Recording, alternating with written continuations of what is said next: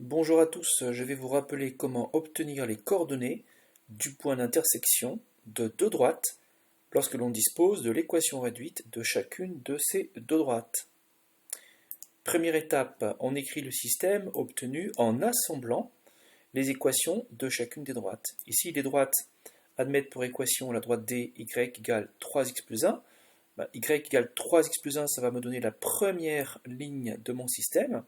Et puis la deuxième droite, la droite D', admet pour équation y égale moins x plus 5, donc y égale moins x plus 5, me donne la deuxième ligne de mon système.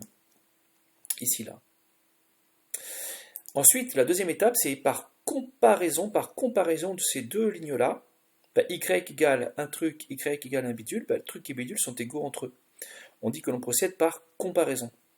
Alors, par comparaison, on obtient une équation d'inconnu petit x. Alors non plus un système, mais une équation toute bête d'inconnu petit x que l'on va résoudre. Ici en l'occurrence, 3x plus 1 égale moins x plus 5. C'est le principe que j'ai rappelé précédemment, qui s'appelle la transitivité de l'égalité.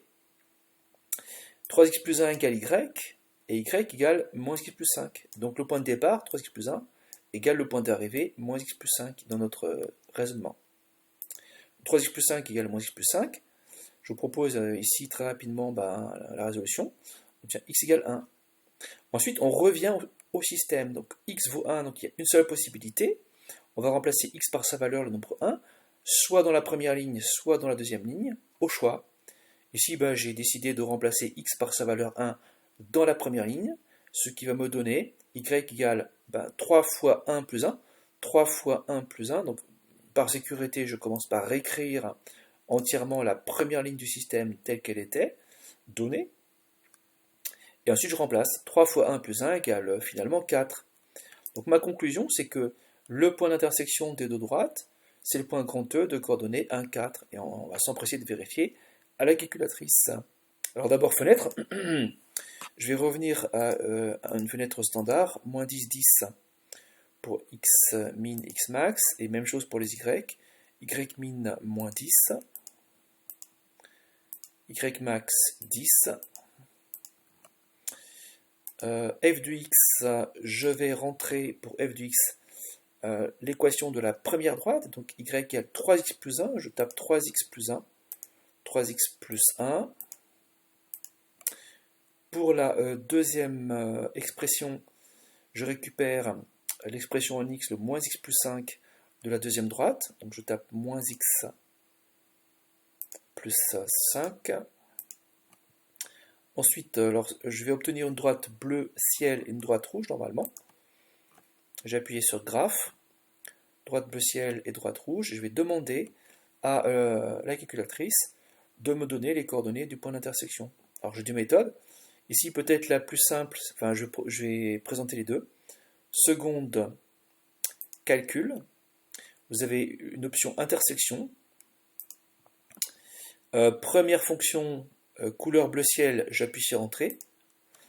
Première fonction, couleur bleu ciel, c'est-à-dire en fait, pourquoi couleur bleu ciel? Parce que c'est la couleur de la représentation graphique de la première fonction. Alors ne confondez pas la fonction, qui est un objet purement théorique, et sa représentation graphique, qui est par contre pas théorique, qui est un objet qui est traçable sur une feuille. Deuxième fonction, c'est l'objet rouge, la courbe représentative de la deuxième fonction, à savoir la droite rouge. J'appuie sur entrée. J'appuie sur valeur initiale. J'ai pas en fait de valeur initiale à proposer. Alors l'option valeur initiale, elle est un petit peu intéressante lorsque je n'ai pas des droites mais autre chose et que je vais avoir deux points ou plus que deux points d'intersection. Dans ces cas-là, la valeur initiale, c'est une abscisse, une valeur du x relativement proche du point d'intersection qui nous intéresse pour la vérification. Valeur initiale, je rentre rien et j'appuie sur entrée. Et au bout d'un certain temps, j'ai deux nombres qui s'affichent, le x et le y du point d'intersection. Alors, vous avez une autre méthode qui est possible, mais que je ne vais pas présenter ici.